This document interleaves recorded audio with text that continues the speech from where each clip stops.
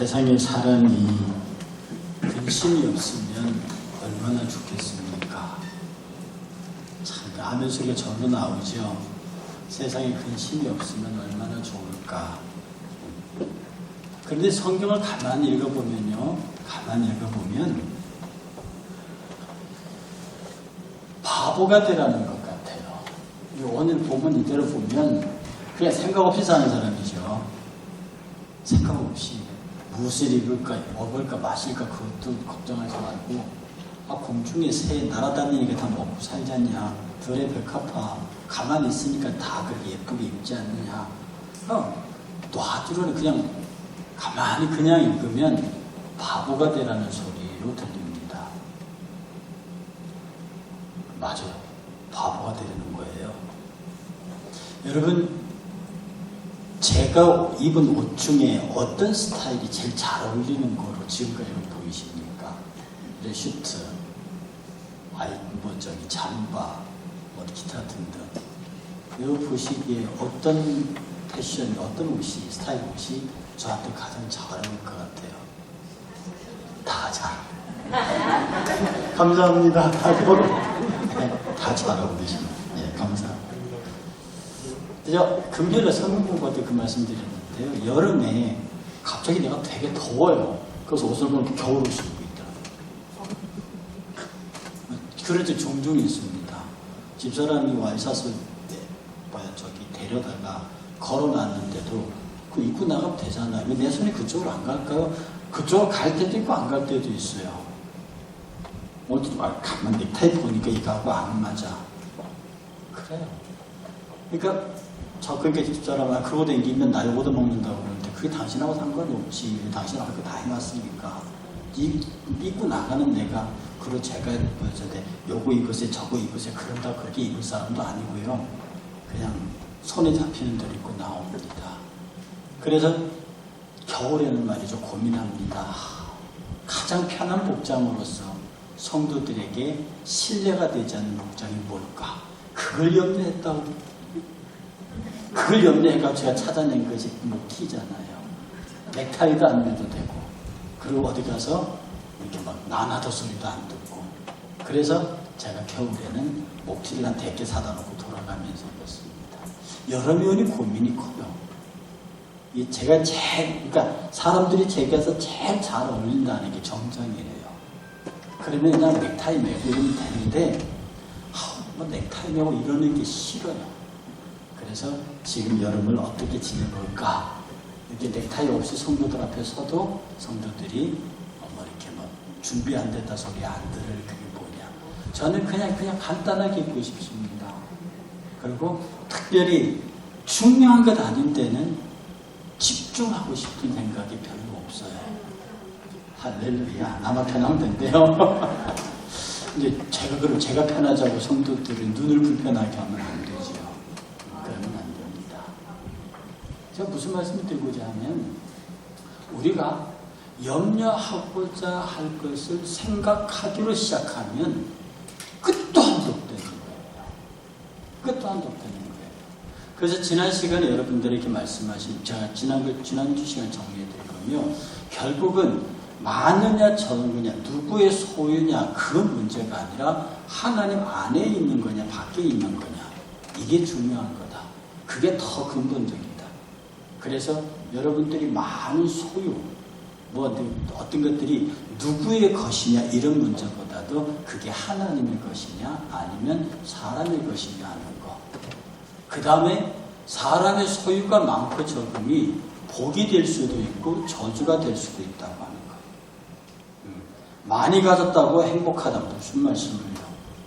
그래서 성경이 가득하기를 육선을 놓고 싸우는 것보다 떡 하나 놓고 행복한 것이 낫다고 그랬습니다. 근데 지금 육선, 고기와 생선을 그냥 산더미처럼 쌓아놓고 악마의 소굴에서 사는 사람들 얼마나 많은데요.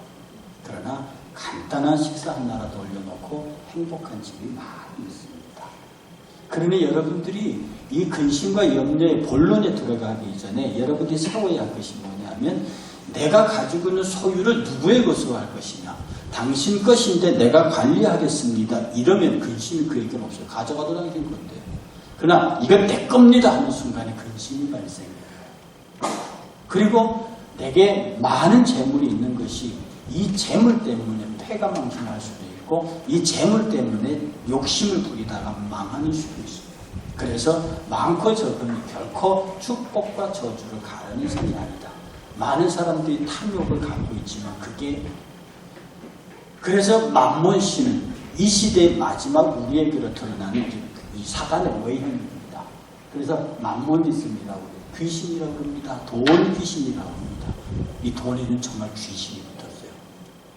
이 돈이 우리 손에 정확히 복음을 위해서 잡히지 않으면 세상의 돈이 거기에 마귀가 거기에 권세를 풀어넣어갖고 지금 장차 이 세계는 돈의 전쟁으로 끝이 납니다. 제가 지난주에 말씀드렸죠. 돈이 있는 곳에 타락이 옵니다. 돈이 있는 곳에 전쟁이 일어나고요. 돈이 있는 곳에 도덕과 윤리가 무너집니다. 돈이 없는 곳에는 그런 일들이 일어나지 않아요. 그 다음에 세 번째, 소유의 문제는 그렇게 간단한 것이 아닙니다. 제가 이렇게 칵 잘라서 말하지만 없으면 얼마나 곤란한 건데요. 없어 보세요. 정말 가난해 보시라고 눈물의 빵을 먹어보지 않는 사람 그 얘기 못하는 거죠. 저희들은 아버지가 돌아가시느라 굉장히 가난한 시기를 겪었습니다. 제가 지금 이렇게 외형에는 그렇게 고생할 것 같으시는 안 보이겠지만 제 나이 또래가 해야 되는 고생의 갑절을 잔 사람이 저입니다. 저는 가난의 고통을 알아요.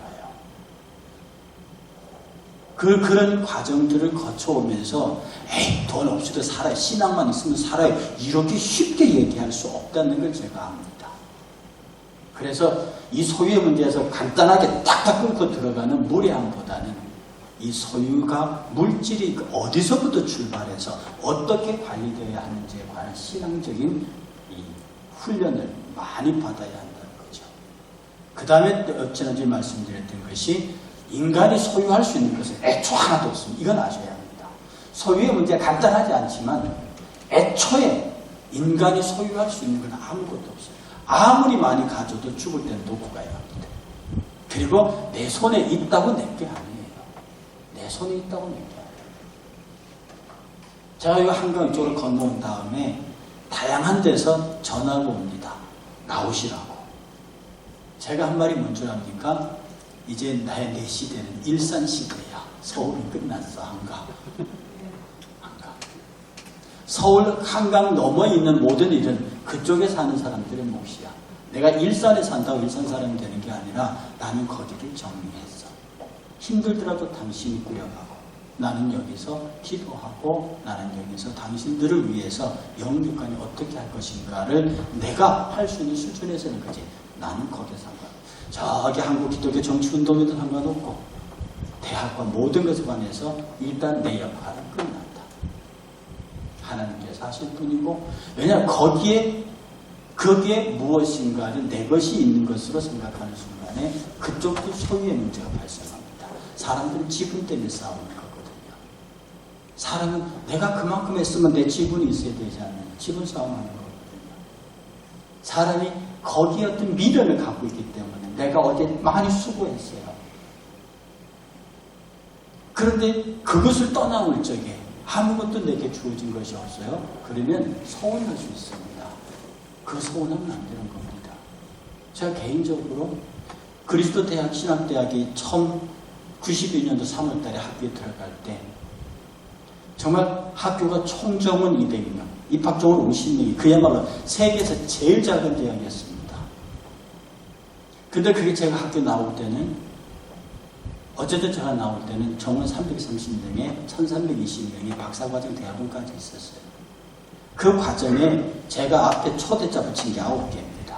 초대 기획실장, 초대 전자기자, 초대 평생교육원, 초대 붙은 게 9개입니다. 그런데 학교를 딱 나왔을 때는 제 4대 총장 임성택 이거 하나 하고 우리 집사람이 그렇게 알고 싶어 하는데 개인 부채만 남았습니다. 제가 그때 말 안 해줬거든요. 그렇게 많진 않아. 뭐 그 얘기가 좀 무슨 소용이 있어요. 그렇게 내 인생의 가장 황금 토막을 바쳐서 정말 누가 물으면 나는 종교가 두 개다. 하나는 기독교가, 하나는 대학교다. 이렇게 말했던 사람인데 거기를 딱 떠나봤을 때 어떤 그 두 가지 이외에는 어떤 보상도 내게 주어지지 않았어요. 거기에 내 지분을 주장하고 거기에 내 그걸 주장하면 내가 참 슬퍼질 것 같아요. 깨끗이 끊고 그 다음에 학교를 맡은 분들과 법인을 맡은 분들이 잘할 것이다. 나는 여기서 그들을 기도하고 가끔 전화 오면 전화하지 마세요. 전화하지 마세요.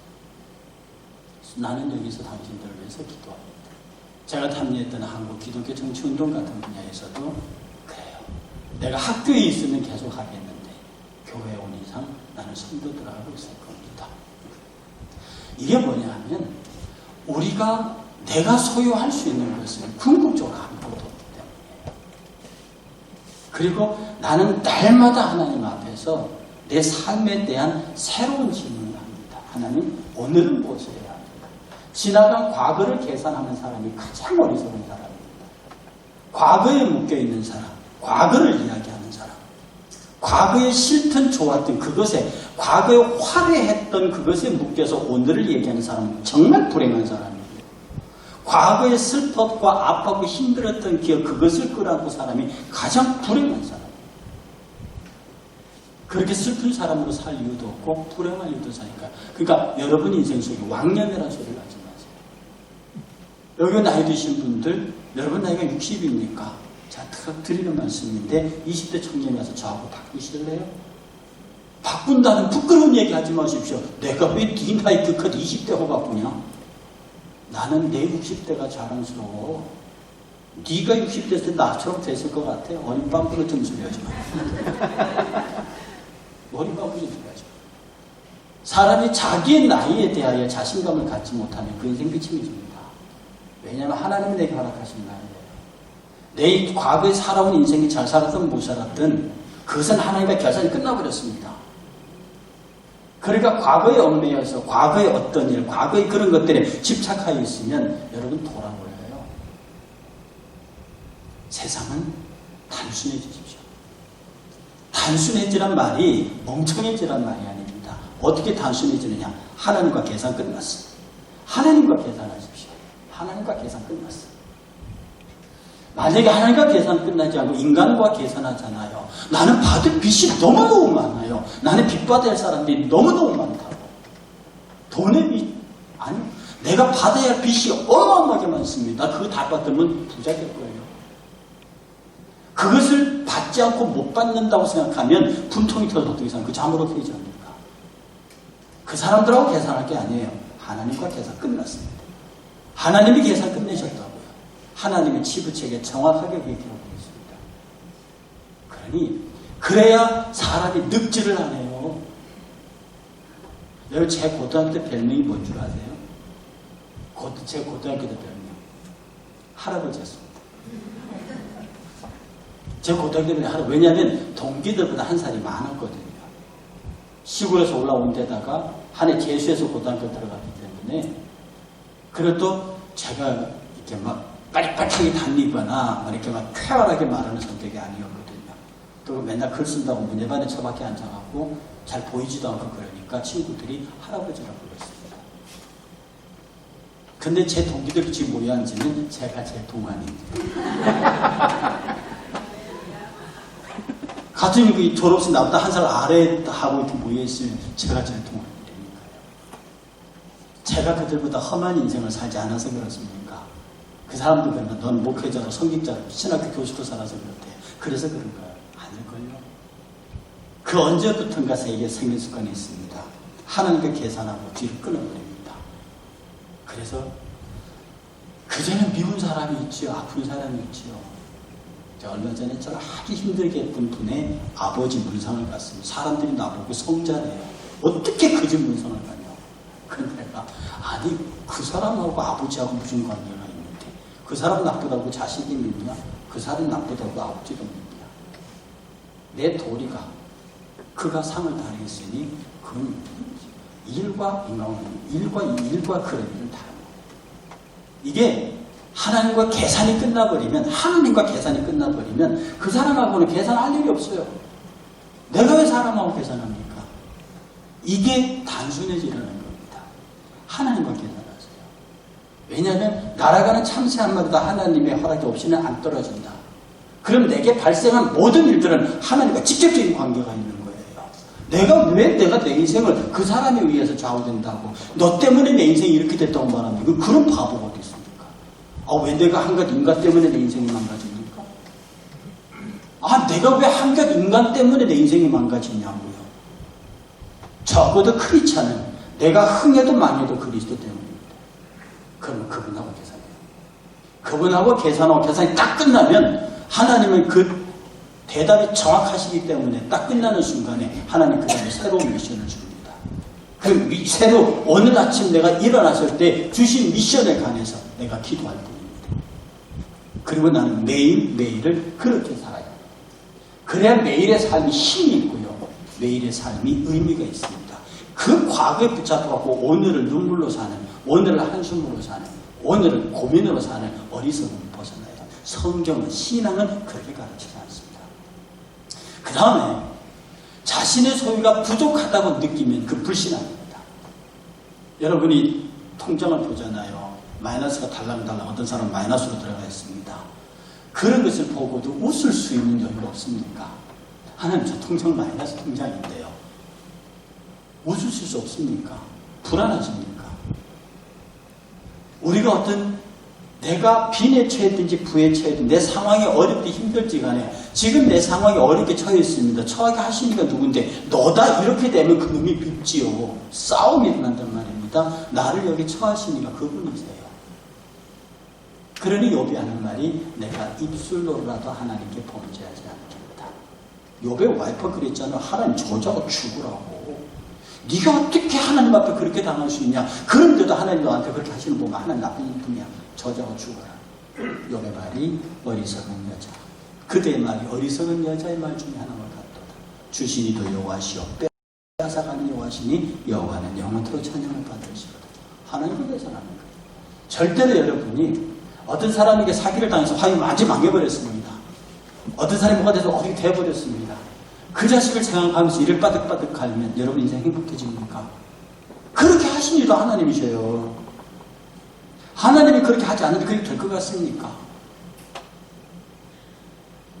그때 하나님과 왜 하나님이 이렇게 하셨는지에 관해서 분명하게 붙잡고 하나님과 기도해서 그 기도의 응답이 떨어지는 순간에 계산 다 끝내야 합니다. 그 다음에 인생의 문제는 소유의 문제가 아니고 소속의 문제라고 말씀을 드렸습니다. 자꾸 사람들은 소유의 문제로 가요. 인간관계도 소유의 문제. 네 사람 내 사람 네 거내 거. 이 집 재산도 네 거내 거.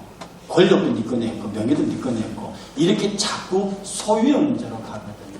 소유는 반드시 차지하고 빼앗기는 자가 있기 때문에 갈등 구도가 생깁니다. 그러나 소속의 문제는 내가 누구에게 속하는 거거든요. 내가 누구에게 속하는 거예요. 그러면 내가 누구에게 속하는 그 그룹으로 딱 들어가는 순간에 그 그룹에 있는 모든 것들은 다 내 것이에요. 내게로 오는 자는 내가 가진 모든 것들의 주인이라고 주님 말했거든요. 그래서 우리가 어떤 형태로든지 간에 여러분이 누구의 천하만국의 영광이 내게 있다 해도 그게 내가 갖고 있느냐? 내 건 아니에요. 마귀가 예수님을 향해서 시험된 마지막 시험이 뭡니까? 내가 천하의 만국의 영광을 다 줄게. 너 나한테 한 번만 줘. 실제로 마귀가 천하의 영광을 줄 수 있느냐? 물론 자기가 아담의 타락 이후에 하늘의 모든 땅의 모든 권세를 다 잡았기 때문에 그걸 예수에게 줄 수는 있을 거예요. 그런데 마귀가 그걸 걸고 예수와談判합니다. 너 내게 절해라. 그럼 이걸 주겠다. 근데 예수께서 단칼에 사탄아 물러가라. 그를 끌어내는 것은 뭐냐면 내가 지금 천상에 속해 있다는 겁니다. 내가 천상에 속해 있는 내가 그까지 천하에 관심을 가지고 네가 갖고 있는 천하에 관심 없다는 겁니다. 그건 어차피 내가 나중에 되찾을 건데 내가 그걸 뭘 노하고 흥정하겠느냐. 여러분 우리가 주인의 소속에 들어가 있으면 그 주인의 모든 것을 청지기는 내가 됩니다. 주인이 직접 관할하지는 않거든요.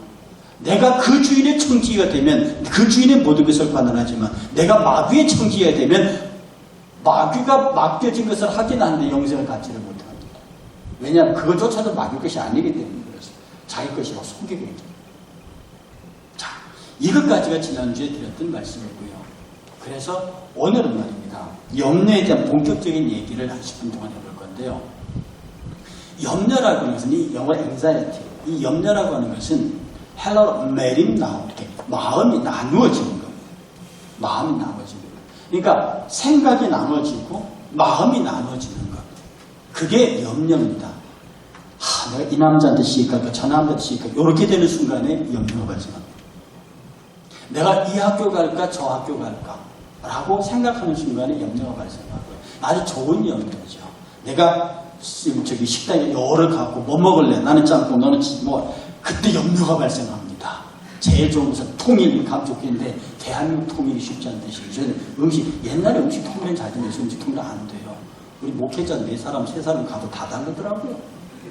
그래서 제가 가끔 통일해 보려고 노력하는데 뭐 전부 자기들 좋은 거 먹으니까. 실제로 우리 가운데서 이 마음이 나뉘는 것이 정말 잠깐 나뉘었다가 좋은 것으로 합쳐져요. 하나님 어떻게 할까? 이 선한 염려입니다. 여러분 선한 염려, 거룩한 분노란 말 아시죠? 천국은 침략하는 자의 것이다. 거룩한 침략선입니다. 이 거룩한 분노가 있어요. 거룩한 염려가 있습니다. 이 거룩한 분노, 거룩한 건 뭐냐면 하나님 어떻게 하면 내가 더 당신에게 이뻐 보일까요? 어떻게 하면 내가 더 당신의 사랑을 받을까요? 어떻게 하면 내가 더 하나님이 기뻐하시는 사람이 될까요? 라고 주를 향하여 마음을 열고 그것을 고민하는 것을 거룩한 염려라 합니다. 많이 하십시오. 그 염려는 많이 하셔야 하는데 이 문의 방향은 세상을 열어놓고 한단 말입니다. 엄청 힘들어요. 세상에는 선택이요. 염려해야 할 기준들이 너무 많습니다. 우리 하나님 앞에서 하나님 앞에 내면 어떻게 하면 내가 하나님 할 거라 할 때 하나님이 내 양심을 통해서 하는 말 딱 부러지게 두 가지 하라 안 하라. 양심은 두 가지로 얘기 안 합니다. 참 희한합니다. 아세요? 하나님께서 우리에게 주신 선한 양심은요 2가지로 얘기하지 않습니다. 어떤 때는 잔인할 정도로 딱 잘라서 얘기합니다. 또 임성대 하지 마. 되게 하고 싶은데 그거 정말 이 하고 싶은데 내 양심은 딱 자릅니다. 주의 성령은 양심을 통해서 내게 딱 근심 더 이상 이 거룩한 근심을 더 이상 진행할 수 있도록 딱 자르지만 세상은요 나누고 나눠놓습니다. 이걸 결정하면 그 다음을 결정해야 돼요. 그 다음을 결정해야 돼요. 그러니 세상 근심 염려 걱정은 꼬리에 꼬리를 놓고 계속 가게 되어 있습니다. 그래서 세상 근심 염려 걱정하다가 주님 오시면 뭐라고 말할까 이 찬송가를 하게 되는 거예요. 이게. 그러니 우리가 이 지금 세상의 마음을 두기 시작한 그 세상 쪽에 속하는 순간부터 이 근심은 제곱으로 불어납니다. 아니 내가 지금 근심 염려하는 것을 채워줘도요 그 다음은 다 아무것도 없이 결혼할 적에 여보 우리가 다 20평 아파트만 있으면 좋겠어. 정신 집사님 안 그러셨습니까? 신혼 처음 시작할 적에 막 새빵 살 적에 24평 아파트만 있으면 그럼 그거 필요 없어. 그러시잖아요. 내가 연봉이 얼마나 돼서 좋겠다. 이게 그 사람들은 그것을 야망이라고 그러고요. 사람들은 그것을 꿈이라고 합니다. 우리는 그것을 염려라고 합니다. 우리는 그것을 근심이라고 합니다. 그래서 염려는 마음이 나눠지는 것이고요. 그리고 이 염려가 마음에 생긴 이 심령의 이중 형상. 눈이 나쁘면 말입니다. 눈이 나쁘면 마태복음 한번 보겠습니다. 6장 23절 찬성. 마태복음 6장 23절.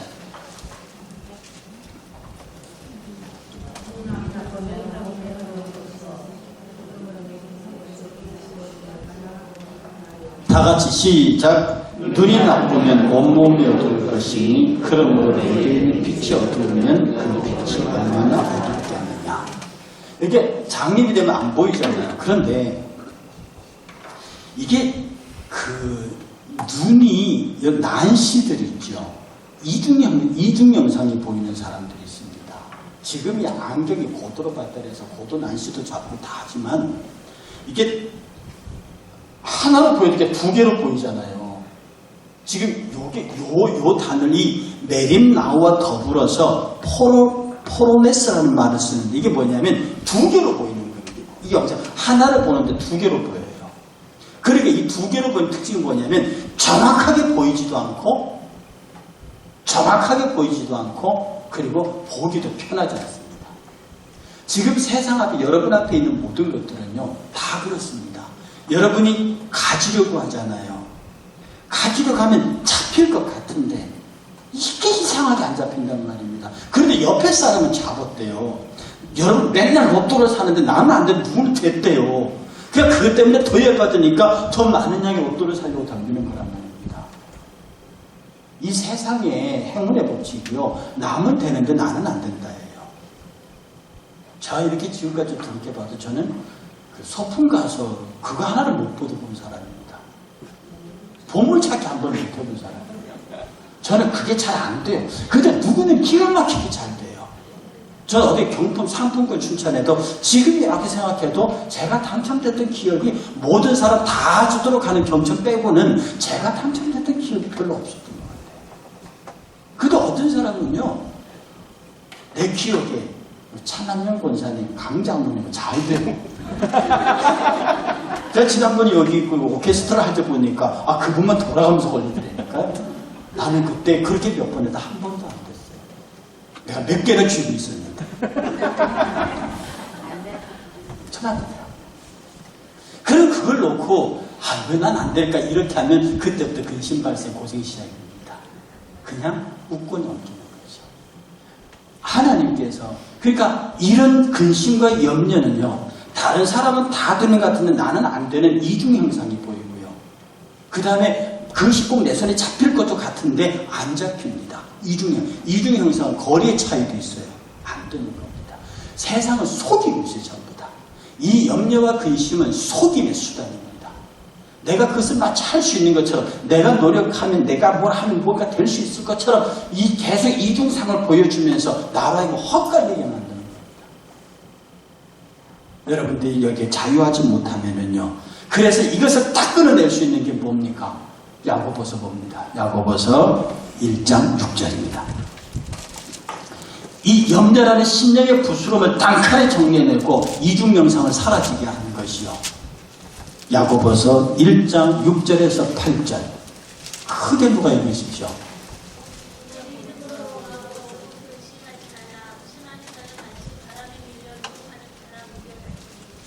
한 번 더 7절 8절 낭낭한 여인의 음성이 어디서 들리나 했더니 2층에서 들립니다. 다 함께 봉독하겠습니다. 오직 믿음으로 구하고 조금도 의심하지 말라. 의심하는 자는 마치 바람에 밀려 요동하는 바닷물결 같으니 이런 사람은 무엇이든지 죽게 얻기를 생각하지 말라. 두 마음을 품어 모든 일에 정함이 없는 자로다. 할렐루야. 이중 형상이 여러분에게 형성된 것은 근심 때문에 그렇습니다. 그리고 여러분이 어떤 기도의 제목을 가지고 막 기도할 때 이것이 될까? 하나님 응답하실까? 하는 순간에 이중 형상이 작동합니다. 내가 기도하면서 인간적인 방법을 찾기 시작해요. 내가 하나님 앞에 기도하면서 기도 아닌 다른 내가 기도하는 것과 다른 방법의 수단을 찾고 있는 겁니다.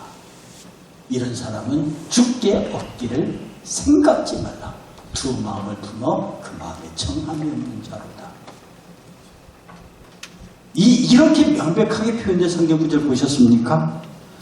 오직 믿음으로 구하고 조금도 의심하지 말라. 의심하는 자는 믿음으로 구하면서 의심하는 자는 마치 바람에 밀려 요동하는 바닷물결 같다. 이런 사람은 무엇이든 죽게 얻기를 생각하지 말라. 두 마음을 품어 일에 정함이 없다. 두 마음. 두 가지 영상입니다. 두 가지 영상. 여러분 두 가지 영상 안 보이시나요? 자녀들의 두 가지 영상 안 보이시나요? 공부 잘했으면 좋겠다. 좋은 대학 출세했으면 좋겠다. 한쪽에 교회 잘 다녔으면 좋겠다. 이게 막 왔다 갔다 합니다. 그 두 개를 잘했으면 참 좋을 것 같죠. 근데 자식이 그렇게 안 하거든요. 그래 그걸 합리화시켜 갑니다. 여러분의 사업도 그렇습니다. 어떻게 생각하세요? 그런 근심과 염려 가운데 올려져 있습니다. 두 마음을 품은 자들아, 두 마음을 품은 자들아, 마음에 정함이 없다고 말합니다. 그 다음에 이 염려는요, 믿음 없음과 의심의 동의어입니다. 염려한다는 말이 무슨 말이냐? 믿음 없다는 말이고요. 염려한다는 말이 무슨 말이냐면 의심한다는 말입니다. 여러분, 확실히 믿으면 염려가 발생하지 않습니다. 확실히 믿으면. 그래, 이 확실히 믿는다고 하는 것이 보통 용기가 필요한 게 아니거든요. 성경 함께 찾아보겠습니다. 누가복음 12장 25절. 누가복음 12장 25절.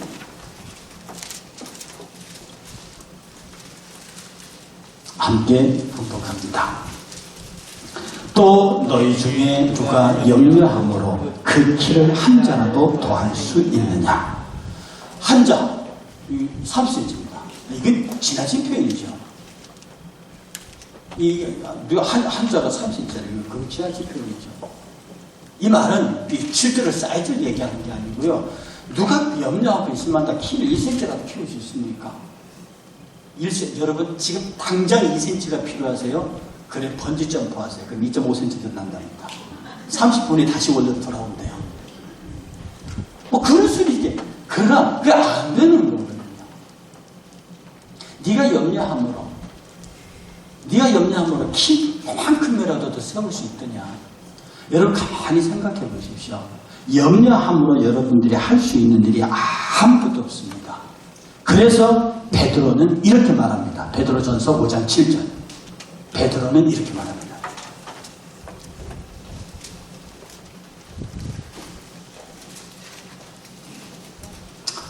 다 같이 베드로전서 5장 7절 먼저 찾으시면 되십시오. 만물의 마지막이 가까이 왔으니 그러므로 너희는 정신을 차리고 근신하여 기도하라. 예.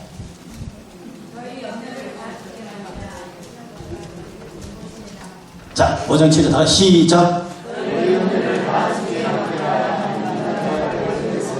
너희 염려를 다 주께 맡겨라. 그가 너희를 돌보실 것이다.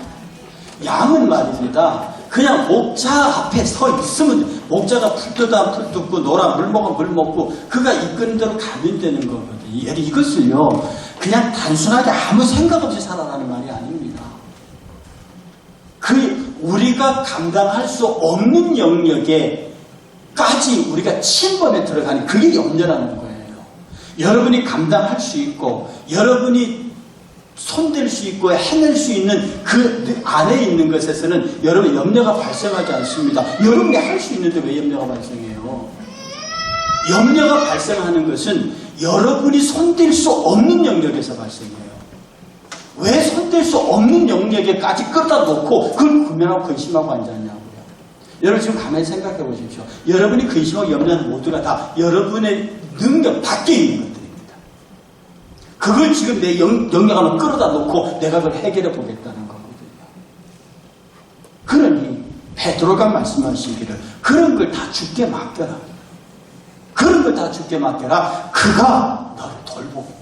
네가 염려하는 그것들을 그가 정리할 것이다. 너는 주께서 가자 하시는 길로 가면 된다. 그 길을 가면서 여러분이 할 수 있는 것에 죽도록 충성하는 겁니다. 여러분이 할 수 있는 것에 마음과 몸과 혼과 영혼을 다해 충성하는 겁니다. 할 수 없는 것에 왜 자꾸 에너지를 쓰시냐고요. 마지막으로요. 그래서 염려는 주께 맡기는 게 정답입니다. 그러니 여러분이 힘으로 할 수 있는 걸 하십시오. 그건 염려가 아닙니다. 그건 여러분의 노력이에요. 여러분의 수고예요. 여러분이 힘으로 할 수 있는 것. 학생도 공부해야지. 공부하고 직장 열심히 일하셔야죠. 열심히 하셔야죠. 그건 여러분 능력을 할 수 있는 거니까. 그건 기도하면서 힘 주신 대로 합니다. 여기에 염려는 여러분이 손댈 수 없는 염려예요. 여러분이 자녀를 하나 손댈 수 있습니까? 무슨 죄로 손대요? 여러분의 미래를 손댈 수 있습니까? 자, 우리 이모 잠깐 얘기했지만 그분 돌아가시기 전에 넓은 땅을 사놓고 자기 묻어다니는 데가 속으로 얼마나 없었는 줄 압니까? 왜 그러실까? 그래도 얼마 지났더니 절반 파셨더라고요. 그리고 돌아가신 다음에 그 자녀들이 합니까? 그냥 그렇게 하면 팔더라. 이 자기 죽음 이후에 누가 그걸 어떻게 챙긴다고? 유언 하나라도 자식들이 제대로 받들어주면 좋죠. 왜 거기까지 내가 이 땅에서 생명이 떠난 이후까지 연명하죠? 여러분이 감당할 수 없는 영역에서의 일들을 내가 어떻게 컨트롤할 수 없는 영역 때문에 왜 여러분의 마음에 난도질을 당해야 하냐? 그건 죽게 맡겨야 하는 거예요. 그건 죽게 맡겨야 해요. 여러분의 손 영역 밖에 있는 것들, 그런 것들에 관하여서는 전적으로 죽게 맡겨야 합니다. 손에 있는 부귀보다 주를 더 찬양하는가? 방송실이 앞으로 찾을 수 있나요? 손에 있는 부귀보다 주를 더 찬양하는가?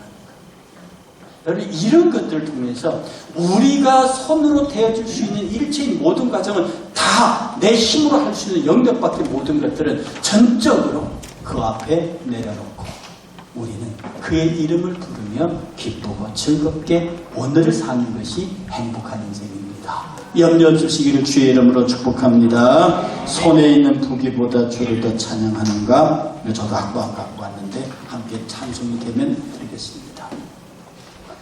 저는 저 찬송을 부를 때마다요, 저것을 작시한 사람들이 얼마나 많은 고민을 했을까? 저것을 만든 사람, 저걸 작곡한 사람이 얼마나 많이 기도했을까? 손에 있는 부귀보다 주를 더 사랑하는가? 실제로 여러분 손에 갖고 있는 부귀가 있잖아요. 얼마만큼의 돈, 얼마만큼의 명예. 그것보다 주를 더 사랑하느냐? 이 일에 관해서 여러분들 한번 깊이 있게 이 찬송을 통해서 질문하시고요. 그 질문의 대답으로 염려와 근심을 떨어내는 이 시간 되기를 주의 이름으로 축복합니다.